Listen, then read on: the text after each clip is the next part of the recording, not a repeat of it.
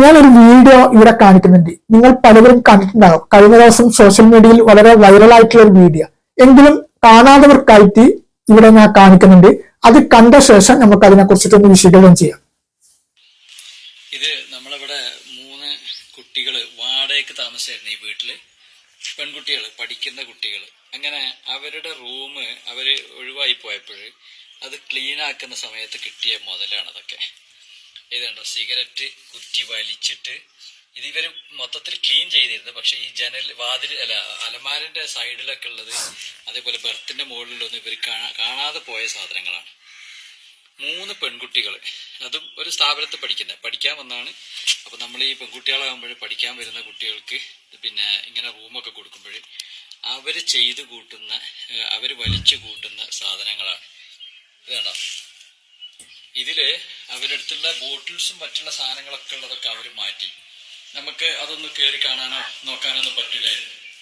ഒരു വീട്ടുടമ 3 കോളേജ് വിദ്യാർത്ഥികൾക്ക് താമസിക്കാൻ അവർ വാടകയ്ക്ക് കൊടുത്തിരുന്നു. അപ്പൊ അവിടുത്തെ വിദ്യാർത്ഥികൾ ഒഴിഞ്ഞു പോയപ്പോൾ അവരുടെ വീട് വൃത്തിയാക്കുന്നതിൽ അവിടെ കണ്ടെത്തിയ മുതലുകളാണ് അദ്ദേഹം ഞങ്ങൾക്ക് വീഡിയോയിൽ കൂടി കാണിച്ചിരുന്നത്. 3 പെൺകുട്ടികളാണ് അവിടെ താമസിച്ചിരുന്നത്. സ്വാഭാവികമായിട്ടും ഇത്തരം കേന്ദ്രങ്ങളിൽ പെൺകുട്ടികളൊക്കെ താമസിക്കുമ്പോൾ ആർക്കും സംശയങ്ങൾ ഉണ്ടാവില്ല. അതായത് ഈ ആൺപിള്ളേർ താമസിക്കുന്നത് പോലെയല്ല. ഇത്തരം പെൺകുട്ടികൾ പൊതുവെ ഇത്തരം ലഹരി വസ്തുക്കൾ ഉപയോഗിക്കാത്തവരായിട്ടാണ് പൊതുവെ നമ്മളുടെ ഒക്കെ കാഴ്ചപ്പാട്. പക്ഷെ അതിനൊക്കെ മറികടന്നുകൊണ്ട്, അതിനൊക്കെ നെട്ടിച്ചുകൊണ്ടിട്ടുള്ള ഒരു സംഭവമാണ് അദ്ദേഹം ഇപ്പോൾ നമുക്ക് വിവരിച്ച് കാണിച്ചത്. എത്രത്തോളം സിഗരറ്റുകളാണ് അവർ വലിച്ച് ഊതി കളഞ്ഞിട്ടുള്ളത്. മറ്റുള്ള സാധനങ്ങളൊക്കെ ഉണ്ട്, അതൊക്കെ അവർ എടുത്തു മാറ്റി. പക്ഷെ ഇത് അലമാറിന്റെ ഉള്ളിൽ അകപ്പെട്ടത് കൊണ്ട് മാത്രം അവർക്ക് വീട് ഒഴിഞ്ഞു പോകുന്നിടയിൽ അവർക്ക് മാറ്റി നിർത്താൻ പറ്റത്തില്ല. മുമ്പൊക്കെ ആൺകുട്ടികൾക്കിടയിലായിരുന്നു ഇത്തരം ലഹരി വസ്തുക്കളുടെ ഉപയോഗം സാർവത്രികമായി കണ്ടുവന്നത്. ആണെന്ന് പറയുമ്പോൾ പുരുഷന്മാർക്കിടയിൽ. പക്ഷെ ഇന്നത്തെ സ്ത്രീകൾക്കിടയിലും ഇത്തരം ലഹരി വസ്തുക്കൾ ഉപയോഗിക്കുന്നതിൽ ഒട്ടും കുറവല്ല എന്നുള്ള പല പഠനങ്ങളും തെളിയിക്കപ്പെട്ടിട്ടുണ്ട്.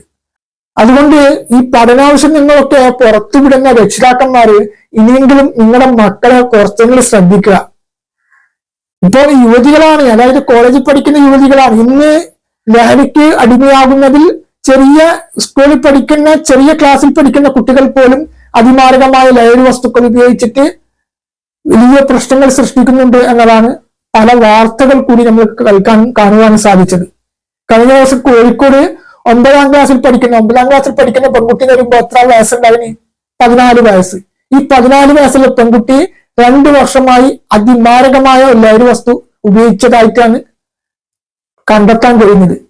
ആ കുട്ടിയുടെ സ്വഭാവത്തിലുള്ള ചില മാറ്റങ്ങളെ കുറിച്ചിട്ട് ആ കുട്ടിയെ കൗൺസിലിംഗ് വിധേയമാക്കിയപ്പോഴാണ് ഞെട്ടിക്കുന്ന വാർത്ത പുറത്തു വന്നത്.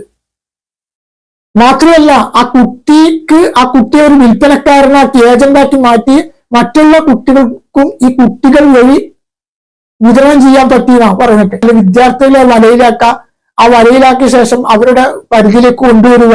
ആ പരിധിയിലേക്ക് കൊണ്ടുവന്നിട്ട് അവരൊരു ഏജന്റാക്കി മാറ്റുക. അത് പിന്നെ വിൽപ്പനക്കാരനാക്കി മാറ്റിയ ശേഷം അതിൽ നിന്ന് ലാഭം കൊയ്യുക എന്ന ഉദ്ദേശമാണ് ഈ ലഹരി മാഫിയകൾക്കുള്ളത്.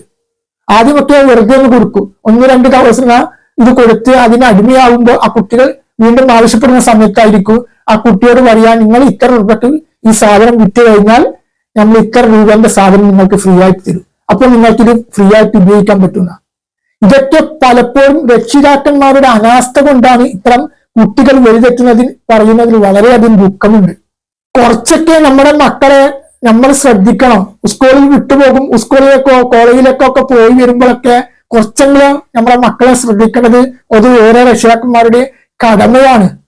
അല്ലാതെ രക്ഷിതാക്കന്മാർ എന്നുള്ള രീതിയിൽ മക്കൾ എന്തുമാകട്ടെ, എന്റെ മക്കളോട് പൂർണ്ണമായ വിശ്വാസമുണ്ട്, എന്റെ മക്കൾ അത്ര കാര്യങ്ങളും ചെയ്യൂല എന്നുള്ളൊരു ഉത്തരമായിട്ടുള്ള ഒരു വിശ്വാസമുണ്ടല്ലോ, അത് വെറും മൗഢ്യമാണ്. ആരുടെ മക്കളായാലും മക്കളെ കുറിച്ചിട്ട് ശ്രദ്ധിക്കേണ്ടത് അത് ഓരോ രക്ഷിതാക്കന്മാരും ചെയ്യണം. പിന്നീട് അബദ്ധത്തിൽ വലിയൊരു അപകടത്തിലേക്ക് ചെന്നുപെട്ട ശേഷം പിന്നെ അതിനെക്കുറിച്ചിട്ട് പരിതപിച്ചിട്ട് കാര്യമില്ല.